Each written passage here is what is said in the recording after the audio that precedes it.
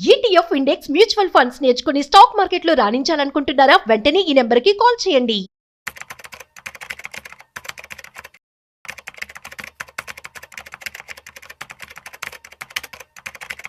హ్యావియర్స్ India's largest digital media network Suman టీవీకి స్వాగతం. ప్రస్తుతం మనతో ఉన్నారండి senior banker and motivational speaker Anil garu ఉన్నారు. అనిల్ గారు, ప్రతి ఒక్కరు ఏంటంటే నువ్వు ఇన్సూరెన్స్ చేయించుకున్నావా, అది హెల్త్ కానీ లైఫ్ కానీ మనం ఏదైనా వెహికల్ కొన్నా కానీ, అంటే ఇన్సూరెన్స్ అనేది చాలా ఇంపార్టెంట్ అని అర్థమవుతుంది. అంటే ప్రతి ఒక్కరు అడగడం వల్ల అసలు నిజంగానే ఇన్సూరెన్స్ అంటే ఏంటి అంటే తెలీదా అని కూడా కొంతమంది అనుకుంటారు. తెలుసు, బట్ మీ నుంచి మేము డీటెయిల్గా ఎక్స్ప్లెయిన్ మీరు చేస్తే మేము తెలుసుకోవాలన్న ఉద్దేశంతో అడుగుతున్నా. అసలు ఇన్సూరెన్స్ అంటే ఏంటి, ఈ ఇన్సూరెన్స్లో ఎన్ని రకాలు ఉంటాయి, దీనివల్ల ఎలాంటి బెనిఫిట్స్ ఉంటాయి, అట్ ద సేమ్ టైం ఇది చేసుకోకపోతే ఎలాంటి లాసెస్ ఉంటాయి? చాలా మంచి టాపిక్ అడిగారు రాధా గారు మీరు. యూజువల్గా ఇన్సూరెన్స్లో ఎక్కువగా మనం మాట్లాడుకునేది లైఫ్ ఇన్సూరెన్స్ గురించి, దాని తర్వాత హెల్త్ ఇన్సూరెన్స్, ఇది కాకుండా వెహికల్ ఇన్సూరెన్స్. ఈ మధ్య మనం రెగ్యులర్గా వింటోంది కొత్తగా ఇంట్లో మరి పప్పి ఏదైనా ఉంటే డాగ్స్, దానికి కూడా ఇన్సూరెన్స్ వచ్చింది ఇప్పుడు కొత్తగా. ఓకే, ఇది కొత్త ట్రెండ్స్. ఇంకోటి కొత్త విషయం ఏంటంటే, మీరు ఇంతకుముందు ప్రీమియం మీద జిఎస్టీ కట్టేవాళ్ళు, ఇప్పుడు కొత్తగా గవర్నమెంట్ రాబోతోంది కొత్త కండిషన్తో జిఎస్టీ తీసేస్తున్నారు. లైఫ్ ఇన్సూరెన్స్ ప్రీమియమ్స్కి, హెల్త్ ఇన్సూరెన్స్ ప్రీమియమ్స్కి ఇక్కడి నుంచి జిఎస్టీ ఉండదు.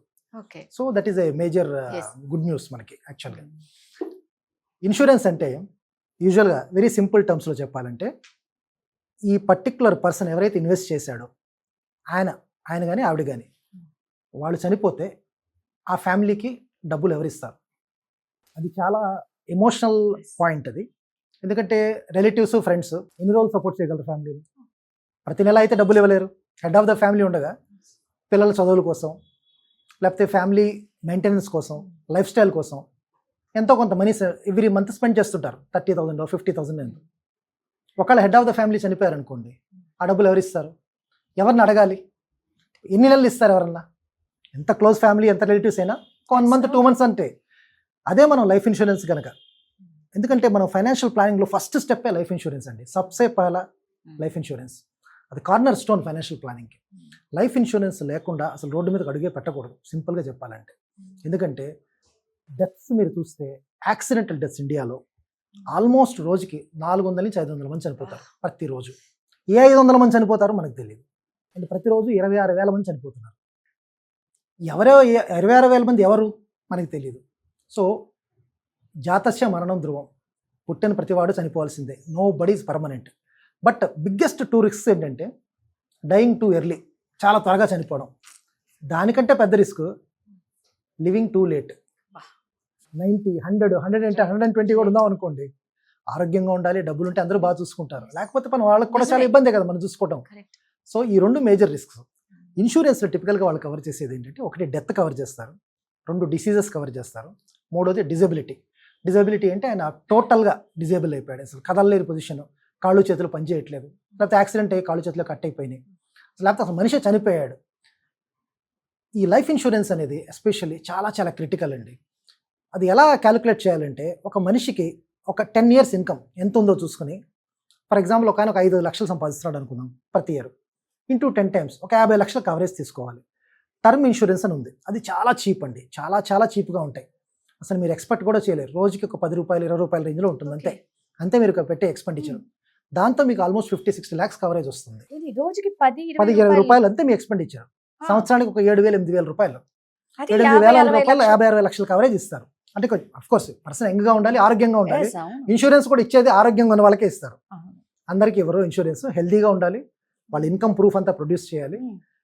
సో వాళ్ళు కనుక టర్మ్ ఇన్సూరెన్స్ తీసుకుంటే అది ఒక సెల్ఫ్ రెస్పెక్ట్ అండి, ఆత్మాభిమానంతో బతకచ్చు, ఎవరి ముందు చేయి దాచక్కర్లేదు. పిల్లలు అదే స్కూల్కి వెళ్తారు, ఫ్యామిలీ అదే ఇంట్లో ఉంటుంది, వాళ్ళందరూ ఒక peace of mind guaranteed. Person ఉన్నా లేకపోతే ఆయన లేని లోటు ఎప్పుడూ లోటే, కానీ ఫైనాన్షియల్గా వాళ్ళకి ప్రాబ్లం ఉండదు. కనీసం ఒక 10 ఏళ్ళ ఇన్కమ్ని ఆయన సెక్యూరిటీగా ఉంచితే పిల్లలు చక్కగా సెట్ అయిపోతారు, లేకపోతే వాళ్ళు ఫ్యామిలీ మెంబర్స్ ఎవరు ఉన్నారో వాళ్ళు చక్కగా సెటిల్ అయిపోతారు, లైఫ్లో ఆ టైంకి ప్లాన్ చేసుకుని సెట్ అవుతారు. దానికోసం లైఫ్ ఇన్సూరెన్స్ చాలా చాలా క్రిటికల్ అండి.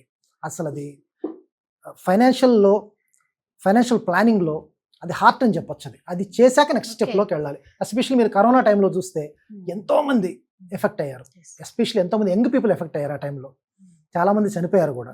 చాలా మందికి ఇన్సూరెన్స్ అవేర్నెస్ లేకపోవటం, అప్పుడు లైఫ్ ఇన్సూరెన్స్లు తీసుకోకపోవటం, వాళ్ళ ఫ్యామిలీకి చాలా ఇబ్బంది అయింది ఆ టైంలో. ఎక్కడి నుంచి ఇస్తారు, ఎవరు ఇస్తారు డబ్బులు? ఇవ్వడానికి వాళ్ళ దగ్గర ఉండాలి కదా. అవును. రెండోది అలాగే హెల్త్ ఇన్సూరెన్స్ కూడా, that is also very critical అండి. అలాగే లైఫ్ ఇన్సూరెన్స్ చేస్తున్నప్పుడు ఒక మేజర్ బెనిఫిట్ ఏంటంటే there are something called riders. Riders అంటే చాలా మంది లైఫ్ ఇన్సూరెన్స్ అంటే అనుకుంటారు చనిపోతే డబ్బులు వస్తాయి అనుకుంటారు. రైడర్లో ఒక కాన్సెప్ట్ ఏంటంటే క్రిటికల్ ఇల్నెస్ రైడర్స్ అని ఉన్నాయి. జస్ట్ అది డయాగ్నోజ్ అయితే డబ్బులు ఇచ్చేస్తారు, మనిషి చనిపోక్కర్లా. ఒక ఆయనకి క్యాన్సర్ ఆర్ కొంచెం క్రిటికల్ ఇల్నెస్, ఒక లిస్ట్ ఆఫ్ డిసీజెస్ ఉన్నాయి, సీరియస్ డిసీజెస్ అవి. అవి వచ్చాక ఆ మనిషి ఇంక ఎన్ని రోజులు బతుకుతాడో తెలియదు, చాలా సీరియస్, చాలా ట్రీట్మెంట్కి చాలా కాస్ట్ అవుతుంది. వాటికి కూడా డబ్బులు ముందే ఇచ్చేస్తారు. అంటే ఇప్పుడు ఊరికే జస్ట్ అంటే దానికి రైడర్ యాక్ట్ చేసుకుని కట్టాలి, ఎక్స్ట్రా ప్రీమియం, కొంచెం అడిషనల్ గా కొద్దిగా ఎక్స్ట్రా ప్రీమియం ఉంటుంది. దాన్ని రైడర్స్ అంటాం, దాన్ని క్రిటికల్ ఇల్నెస్ రైడర్ అంటాం. యూజువల్గా అన్ని కంపెనీస్ యూజువల్గా ఆఫర్ చేస్తున్నాయండి, అది అన్ని ఇన్సూరెన్స్ కంపెనీస్ ఆఫర్ చేస్తున్నాయి క్రిటికల్ ఇల్నెస్ రైడర్స్. అంటే మీరు తీసుకుంటున్నప్పుడే టర్మ్ ఇన్సూరెన్స్ తో పాటు ఇది కూడా అడగాలి, లేకపోతే ఎండోమెంట్ చేయొచ్చు, మనీ బ్యాక్ చేయొచ్చు. ఎండోమెంట్ అంటే ఒక 10-15 years వెయిట్ చేసిన తర్వాత తీసుకునే డబ్బుల్ని ఎండోమెంట్ అంటాం. 5 years తర్వాత తీసుకునే డబ్బుల్ని యూజువల్గా టిపికల్లీ మనీ బ్యాక్ అంతా 5 years లో వస్తాయి, ఎవ్రీ 5 years మనీ బ్యాక్ వస్తూ ఉంటుంది. సో ఈ ఇన్సూరెన్స్ కాన్సెప్ట్ మనకి డెవలప్డ్ కంట్రీస్లో చాలా బాగుంది, వాళ్ళు ఖచ్చితంగా చేస్తారు. మనకి ఇండియాలో ఏమైందంటే మనకి బాడీ కంపల్సరీ కాదు, గాడీ కంపల్సరీ. సో కార్లు బైకులకి అది కంపల్సరీగా చేయాల్సిందే, అసలు ఆప్షనే లేదు. సో మనకి ఈ అవేర్నెస్ ఉన్నప్పుడు ఫ్యామిలీ ఎప్పుడు కూడా ఒక రకమైన కాన్ఫిడెన్స్ జీవించడం కుదురుతుందండి. సో ఇది చాలా మందికి తెలియకపోవచ్చు నాకు తెలిసి. అంటే ఇప్పుడు మీరు అన్నారు ఒక భయంకరమైన వ్యాధి ఏదన్నా వస్తే మాత్రం మనిషి పోవడం అవసరం లేదు, అది ఇచ్చేస్తారు. ఫర్ ఎగ్జాంపుల్ ఒక పర్సన్ అలా చేశారు, క్యాన్సర్ అని తెలిసింది అనగానే, అంటే క్యాన్సర్ అని తెలియగానే వాళ్ళకి డబ్బులు ఇచ్చేస్తారా? డిటెక్ట్ చేస్తారు, డాక్టర్ నుంచి మెడికల్ సర్టిఫికేట్ అంతా తీసుకుంటారు, దాన్ని బట్టి ప్రాపర్ ఎవిడెన్స్ సర్వే అంతా చేసుకుని వాళ్ళు మనీ రిలీజ్ చేస్తారు మేడం. అలాగే ఇన్సూరెన్స్ తీసుకుంటే మేజర్ బెనిఫిట్ ఏంటంటే ఆ ప్రీమియం ఏదైతే ఉందో దాని మీద కూడా మీకు లోన్లు వస్తాయి. 90% ఆఫ్ సరెండర్ వాల్యూ లోన్ తీసుకోవచ్చు మీరు. అలాగే ఫర్ ఎగ్జాంపుల్ ఒక పర్సన్ రకరకాల లోన్స్ తీసుకున్నాడు అనుకోండి, హౌసింగ్ లోన్ ఉంది, కార్ లోన్ ఉంది, ఇప్పుడు ఆయన చనిపోతే ఎవరు కట్టాలి డబ్బులు? ఆ ప్రాబ్లం కూడా సాల్వ్ అవడానికి ఇన్సూరెన్స్లు చాలా బ్యాంకుల్లో లోన్లు ఇస్తున్నప్పుడే లోన్ ప్రొటెక్షన్ ఇన్సూరెన్స్ కూడా చేస్తున్నారు. అంటే ఆ బారోవర్ చనిపోతే కనుక ఇన్సూరెన్స్ కంపెనీ లోన్ క్లోజ్ చేసేస్తుంది. సో ఫ్యామిలీకి ఎప్పుడు వచ్చినా ఆస్తే వస్తుంది, అప్పు రాదు, ఆస్తి వస్తుంది. అందుకని అలాంటి లోన్స్ ఉన్న వాళ్ళు ఖచ్చితంగా తీసుకోవాలి, ఫ్యామిలీని ప్రేమించే వాళ్ళు ఖచ్చితంగా తీసుకోవాలి, ఇది కంపల్సరీ అండి. కరెక్ట్గా చెప్పారు. ఫ్యామిలీని ప్రేమించే వాళ్ళు ఖచ్చితంగా లైఫ్ ఇన్సూరెన్స్ తీసుకోవాలి. At the same time loan, home loan కానీ వెహికల్ లోన్ ఏది ఉన్నా కూడా తీసుకుంటే ఇన్సూరెన్స్ వాళ్ళే అనిల్ గారు అన్నట్టు ఆస్తులు మాత్రమే ఉంటాయి, అప్పులు ఉండవు. సూపర్, థ్యాంక్ యూ అండి. నమస్తే.